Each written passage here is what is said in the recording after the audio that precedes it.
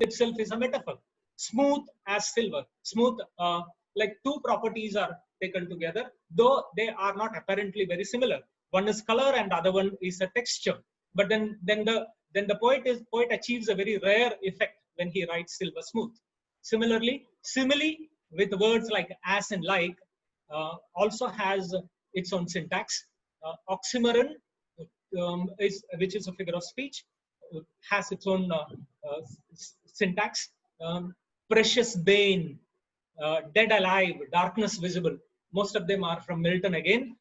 They also have a distinct syntactic combination, and they communicate uh, in their structure, in the way the words are placed. To go into details of lexicosyntactic features, we have, for example, we have something called this anastrophe. Anastrophe is an inversion. Very simple. Don't go by the Greek terms. They are known by those terms, but then it's very simple. It's a normal, it's an inversion of the normal word order. As I mentioned, when you say an apple I ate, the technique of anastrophe begins there. The use of anastrophe secures, it gains some amount of emphasis, and it brings readers attention to the line, because you have to read and reread again. Remember, any kind of roughening, any amount of defamiliarization of poetic language, poetic utterance, is an attempt to bring more attention onto the line, onto those lines. Then we have certain expressions which are given in parenthesis. Parenthesis is the insertion of some verbal units. It can be a phrase or a word or some extra information, uh, and some afterthought or a comment which will be put within two brackets. The given example in the slide itself is a very good specimen of parenthesis. So it is an attempt to interrupt again the normal course of the sentence, the normal semantic course of the sentence, and then it arrests to some extent the flow of the sentence, and to bring some attention to what is given as a modification, as an afterthought, as a deviation to the sentence. And those things are also, these are some digressions. I would say that they are syntactic and semantic digressions that the poems normally create. Then, of course, ellipses. Ellipses are about the deliberate omission. A word or a phrase can be omitted, and that omission can be indicated by three dots normally. Or there can also be ellipses without any indication. So a word that we expect may be missing in the line, and we might search for it in the poetic line once again. That again is a device used deliberately by the poet, either to gain brevity or to create a deliberate ambiguity. Remember, poetic utterances revel on ambiguity. Ambiguity is a blemish in prose, but ambiguity is a feature. It's a credible and a very necessary feature in poetic utterance, because poetry is richly layered in meanings, and each layer of meaning depends partly on its style and the linguistic aspects. And moving further, we have examples of what is called ascendaton. Ascendaton is a deliberate omission of conjunctions between clauses. Now we know that there are coordinating and subordinating conjunctions, but a poet would deliberately delete, or rather will not use a conjunction like which or that in a relative clause, and to make the very syntax a little complex. So ascendaton normally indicates a hurried rhythm in the sentence, a kind of emotional disturbance on the part of the speaker, and that is a deliberate omission, and which has its own syntactic as well as semantic significance. Anaphora is a use of words that refer to or that replaces the words which replace other words used earlier in the sentence. For example, pronouns he and she can normally be used to replace earlier names which are given in a poem. Then we also have this, what is called this epizeusis, that is a repetition of a word or a phrase without any break. For example, there is a very famous poem by Tennyson, break, break, break. So the word break, between the words repetition, you don't find any break as such. So working on the very pun on the word break. So that repetition itself is is an example of this epizeusis, repetition of words that also indicates a kind of hurry without uh, any syntactic marker.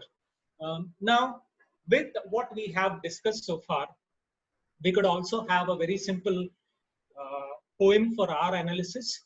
This is a poem that we all must have read at some point of time. Even if you haven't read that, this is not a very difficult poem. It's one of the Lucy poems by William Wordsworth in three stanzas, three simple stanzas. I read that for you first and then get into the stylistic analysis. Keep in mind all those features that we have been talking about, the graphological, phonological, syntactic, the figures of speech, and all of them go into the making of this simple but effective poem. The poem goes like this. She dwelt among the untrodden ways, beside the spring of dog, a maid whom there were no praise and very few to love. A violet by a mossy stone, half hidden from the eye, fair as a star when only one is shining in the sky. She lived unknown and few could know when Lucy ceased to be, but she is in her grave and oh, the difference to me. So this is a simple lyric presented by the poet speaker, and his identity is indicated by the use of the pronoun me, and the other pronoun in the poem, she, stands for Lucy. Lucy is the poetic object here on which the poet writes, and the poet is the subject who has to say something about Lucy, the character, the focal character in the poem. So the poem is poem foregrounds. Interestingly, we don't start a poem with a pronoun without introducing the character. But then look at this. She dwelt among untrodden ways, beside the spring of dove, a maid, and then comes the description, a maid. So this aspect of Lucy's identity is deliberately delayed in the stanza. So look at also the graphological part of the poem. The poem is constructed in three different stanzas here. We have three stanzas for discussion. Each stanza is made of 4 lines. Now this kind of a stanza is normally called the ballad stanza. And we also find to the basic eye, you can see that the first line is longer and the second line is shorter. Now this is also a feature of a ballad stanza. And all ballads are about telling stories. So there is a narrative anticipated because we understand that it's a ballad stanza, and with alternate lines of maybe 8 syllables and 6 syllables, and with a predictable rhyme scheme also. So we also find in the very first reading the graphological features. We can also see a lot of phonological features in the rhyme scheme. Ways and praise rhyme, dove and love rhyme, stone and one rhyme, eye and sky rhyme, and in the last stanza, no and o rhyme, and be and me also rhyme. So we have this AB rhyme scheme, which is so very typical of a 4-line stanzaic form.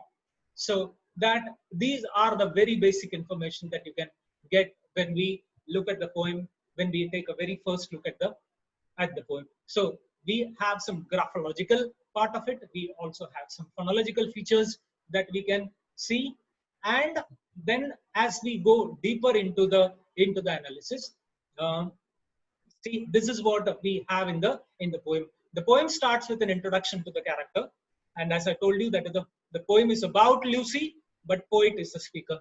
And what are the things that we gather? Very quickly, we gather that she is a character who lives alone, and she is away from the normal human path. She is secluded somewhere, and she has very few relationship with others. So she is a kind of a recluse. She is alone, and we don't know whether she feels lonely, but then she lives alone. Then the poet also describes this lady two very interesting metaphors. One, it's, when it's about the flower violet, which is half hidden, and in the next stanza, the lady is identified with the only bright star, which is Venus, with the brightest star probably on the sky, that is Venus. So Venus is also probably the earliest rising star. So there is a comparison to two bright images here. They come as metaphors, and those are the figures of speech in the poem. At the end of the poem, a poet refers to Lucy with the past tense, and the change in the tense, the very change in the tense in a story, in a narration, indicates that something has happened. So at the end, we understand that Lucy is no more, and the very idea that Lucy is not no more is indicated in the past tense. So even the tense that is used in poem has has an effect on the meaning of the utterance. And also the poem finally comes back to the speaker, that is a poet, and the death of Lucy has an impact on him, and which is indicated in the last line. If we may go back to the poem, the last line ends with an exclamatory mark. Now look at even that punctuation. The very the very exclamation indicates the intensity of grief, the intensity of feeling that he wants to communicate. And my point is that I'm not saying this is one of the best poems that you can ever read, but my point is that stylistics, by mobilizing stylistic tools, you can understand a poem better. You can even understand, you can get to the meaning of content of the poem at a deeper level, and we can try and understand a poem as a composition rather than what Wordsworth himself would say as a spontaneous overflow of powerful emotions. For me, this is a composed poem. When I look at the style of the poem, Wordsworth could have used a lot of very simple expressions. Instead of untrodden, he could have used a very simple word, but he doesn't do that. So there is an element of composition. If we come to the second stanza, there is a very interesting collocation: mossy stone, moss, and there is an adjective that is made out of moss, mossy stone. So you get a picture, we get a vivid image of moss-covered stone. And I believe that one of the biggest successes of a poem is to make the reader feel through the senses, through 4 or 5 of our senses. You know, like auditory, visual, olfactory, tactile, and gustatory. Now, these are the senses. Now, what one can perceive through senses are deeper, they are more concrete, and they are a part of our experience. And I believe that reading a poem is a matter of experience. We experience a poem much better when we perceive that less intellectually and more through the senses. And all great poets, particularly romantic poets, were very mindful in making the poetic utterance more palpable to human senses. So this is also a great example where the poet makes the readers see. Look at the images. The poem begins with a visual image that she dwelt among untrodden ways. Now you can visualize a path which is not trampled upon. So that is a visual image. And we also have the visual image of spring by Dove. So that is a place, location, but you can visualize the springs of Dove. You can visualize that as a picture. And we also have the mossy stone, which is again another visual image. And we have this star, the lone star, and also the flower violet also is a visual image. Then towards the end of the poem, we have a grave, the image of a grave, which again gives you which articulates visually the idea of death. Now there are many abstract ideas in the poem. Abstract ideas in the poem are like, for example, loneliness, there is grief, there is death, and all of them have been made very concrete. All of them have been made very perceivable in the poem with the help of these images. Now that is the wonder of imagery. Images convert an idea into an experience, and all great poets have been very systematically doing. And also look at the second stanza. When you look at the second stanza closely, look at the syntax. There is a rupturing of the sentence pattern. In the third stanza, first two lines make an exclamatory sentence, and the third line begins with a dash, which is very unusual. There is a pause. If you read that again, a violet by a moss stone, half hidden from the eyes. So that is a completion of one sentence. So that is the sentence boundary. That exclamation is a sentence boundary. We hardly find after an exclamation or a question mark or a period, we don't find a line beginning with a dash. Now this is a deliberate rupturing of the normal syntax, and the poet begins with the dash. Fair as a star when only one is shining in the sky. And the very idea that star is very unique, Venus is very unique, is indicated by that pause, that dash, which prepares the readers for something different. So in that way, I would say overall the poem does justice to the linguistic aspect. Now, if you go deeper into that, what are the impressions that we get? We get, first of all, the poem is written in simple diction. That goes by Wordsworth's formula of poetry, that poet is a man speaking to other men, common men. So we can say that the language, kind of vocabulary used in the poem is very lucid and ordinary, so that even a student of fourth grade or fifth grade can read and understand. We have very economical stanzas of 4 lines each, and with a rhyme scheme, as I told you, ABAB rhyme scheme. And this is a typical ballad meter of iambic stressed, unstressed syllables. Ballad meter with first line iambic tetrameter, and the second line iambic trimeter, with this alternate placing of long and short lines indicating the typical ballad situation. And most of the words which are used in the poem are monosyllabic. Monosyllabic words are simple words.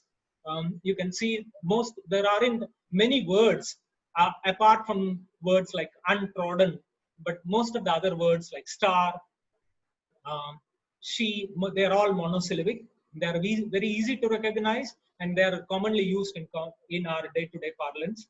And so that's why the poem is very easy to comprehend. So coming to some detailed analysis, I am almost through. That some detailed analysis. Look at the graphological features of the poem. There are, as I told you, 2 sentences with exclamation. These exclamation marks at the end of the expressions, they really emphasize the feeling of love and loss in 2 different places. Though they seem to be a little understated otherwise. The whole poem is made of 3 sentences. Interesting. There are 3 stanzas, and they are made of 3 sentences.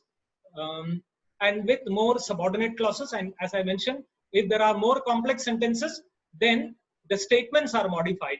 When the statements are modified, those techniques indicate a very complex thought process.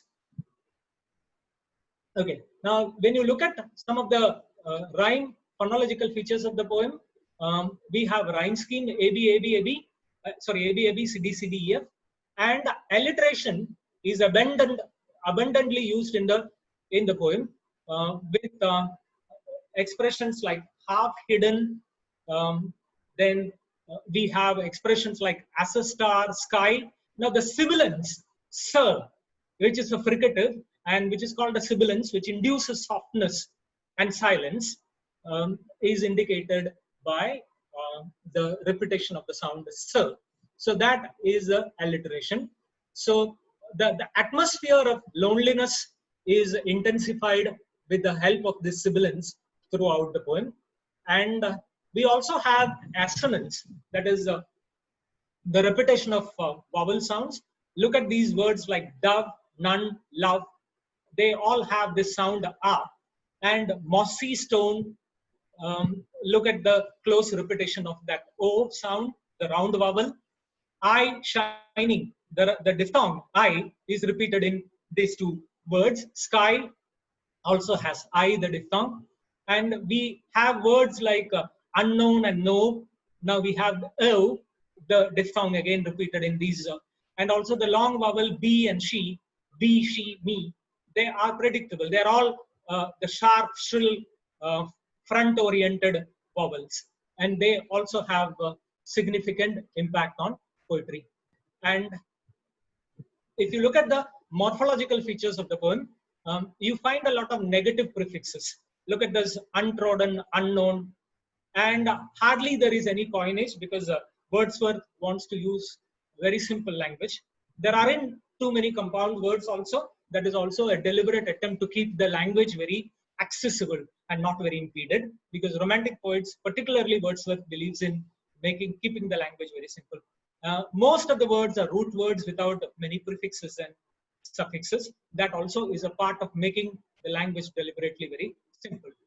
If you look at the lexicosyntactic features, we have plenty of these collocates, usual collocates, untrodden ways, mossy stone. Look at the combination of the adjective followed by the noun. There are many of these metaphors. A violet by a mossy stone, so that is a metaphor for the lady. Simile in fair as a star, and we have a reference to the earlier the earlier person, anaphora. Look at that. She is a pronoun for Lucy, and me is a pronoun for the poet subject, the poet speaker. So we also find the verbs in the poem often used with the infinitive form.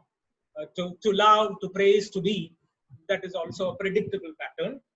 And also, there are many, if you look at the nouns in the poem, most of the nouns are concrete nouns. The more the concrete nouns, the poem becomes more perceivable. And more the abstract noun, the poem becomes more romantic and abstract. And Wordsworth has used, indeed, very interestingly, a lot many concrete nouns in the poem. So this was one sample analysis of a poem, apparently a very simple poem. Now, this technique can be used in reading any poem, and very often teachers of literature and students of literature indicate that reading poetry is difficult. But I believe that once we have the proper tool to understand, we don't need a teacher, we don't need a critic to explain a poem. And the moment a student or a teacher comes to that level where he or she can take up any poem and get to the meaning of the poem through the linguistic categories, linguistic devices, and I believe that is the day when he or she can say that I've become a good literature student or a teacher. And I wish all of you a wonderful time, especially during this pandemic.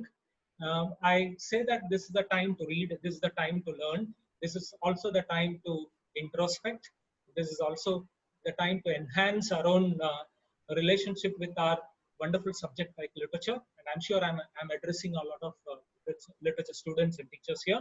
So a simple skill like stylistics can make our reading experiences very rich. And I'm sure in coming days, some of you will use these tools to read and enjoy primarily poetic utterances. This could be applied to any poem, starting from Old English poetry or Middle English poetry, starting with Chaucer, right up to modern poets like Yeats, Eliot, and Auden, and so on, and also to some of the contemporary poets, British, Indian, and American. And style is a key component in reading in Indian poetry, coming to that also. If you read, for example, a poet like very nuanced poet, apparently very simple though, a poet like Nissim Ezekiel. Nissim Ezekiel actually locates its poetic art on the incongruity between standard English and Indian English. So much of the humor and irony in Ezekiel comes from the grammatical categories. And once we are able to understand that at the linguistic level, we definitely enjoy a poet like Ezekiel much better. So with that, I conclude my session, or rather what I had to present. And over to you, English, sir.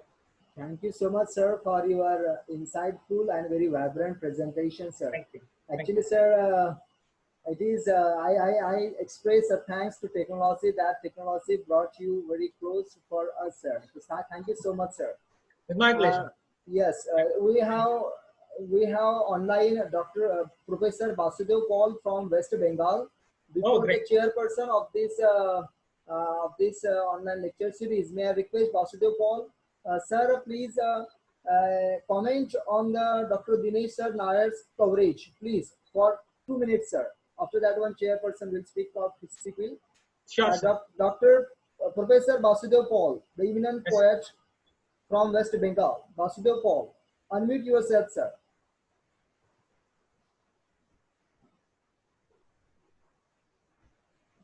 Professor Basudev Paul, can you hear me?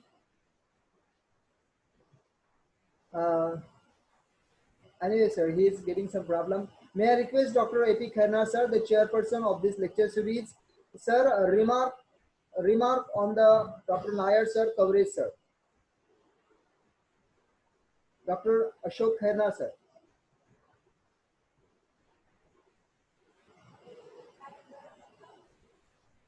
Yes, sir. Yes, sir. Basudev Paul, sir, please.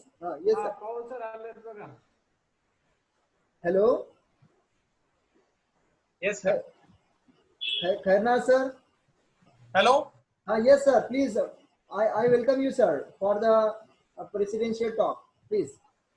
Am I audible, sir? Yes, sir. Yes, sir. You are audible. Is there any problem in the video connection? No, sir. Nothing. You are well, sir. Yeah.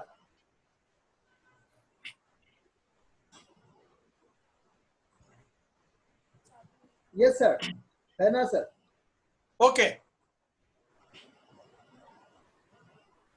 I congratulate Professor Dinesh Nayar, sir, Thank you, sir. for very methodological, systematic, scholarly, impressive, useful, fluent and fruitful lecture, sir. On behalf of Adarsha College of Arts, Nijapur, Jaitane, Department of English, sir, I am really grateful to you for a very systematic and methodological lecture. Sir, your presentation was very fruitful and excellent for both teachers as well as students. Sir, how stylistics can be used in both, I mean, innovative teaching as well as research. You explained it very nicely. Generally, researchers come. Sir, I work in the capacity of Chairman BOS in English, North Maharashtra University, Jalgaon. I worked as Dean, Faculty of Arts in North Maharashtra University, Jalgaon. I mean, researchers used to come. What can be the innovative areas for research? Sir, your lecture has given a new insight for such researchers also, budding researchers also. What can be the new areas? What can be the probable and innovative areas for research? And stylistics is really one of the best areas and innovative areas of research. Sir, your lecture was such. You have presented stylistics, I mean, which is the branch of modern linguistics. And you have covered graphological level, phonological level, morphological level, syntax and semantics, so on and so forth. All these aspects you covered and you elaborated. Sir, your initial part was about stylistics. What is stylistics and what are the components of stylistics? Then you give very nice illustration, that of Lucy poem by William Wordsworth, and you explained it very nicely. I mean, you illustrated it in such a way. I mean, your illustration was so lucid and simple, like the language of William Wordsworth. So, your lecture really gave insight. I mean, as a teacher of English, how a poem can be taught, how a poem can be analyzed. how the dissection of the poem can be made. I mean, how the aesthetic qualities of the poem can be appreciated. All these things you have covered in a lecture. Sir, it is difficult to cover stylistics as a theory, as well as its example, illustration in an hour. It's very difficult, but you have covered it, sir, and you have covered in a such a way that all participants are very satisfied. Not only satisfied, they are expressing their happiness through their feedback. Sir, really, we are really grateful to you, sir. And at the same time, I would like to say one thing, that regarding stylistics, you left no stone unturned. I mean, you covered everything. I mean, you explained the terms very nicely with proper examples. Sir, it is really insight for the teacher of English. For example, if the teacher of English teaches the poem Father Returning Home by Dilip Chitre, I mean, that poem presents, I mean, dull, dry life of the commuting father. And as he comes to home, at late night, he finds that his children have gone to bed, and he feels alienated in his own house. I mean, such a type of poem can also be analyzed in the light of stylistics. So stylistics is a tool for innovative teaching of a poem. Stylistics is a tool for analyzing poetry for research. And that's why, sir, I am very much happy to say that you are the best teacher, you are the best researcher also. Sir, your methodology, your presentation, and your fluency is very excellent, sir. Sir, I hope that soon we will meet in college at some other occasion, and we will share our views also. And we will be very much happy if you accept our invitation and come to college in coming days. Would be my sir, pleasure. Thank you, sir. Thank you. So, on behalf of Nijampur Chaitanya Shikshan Prasarak Mandal's management and our principal president, Honorable Advocate Sharad Chandraji Jagannath Shah, as well as my teaching and non-teaching staff and members of the management and Department of English, sir, I would like to be grateful to you. I thank you, sir, for giving your precious time and for giving very wonderful lecture, which has become very much fruitful for all participants, students, and teaching fraternity, as well as all we people, sir. Once again, I thank you, sir, and we will be in touch, sir. I promise you, sir, your this video will be streamed, and it will be very much beneficial for our students also and for our teaching fraternity. Thank you, sir. Thank you.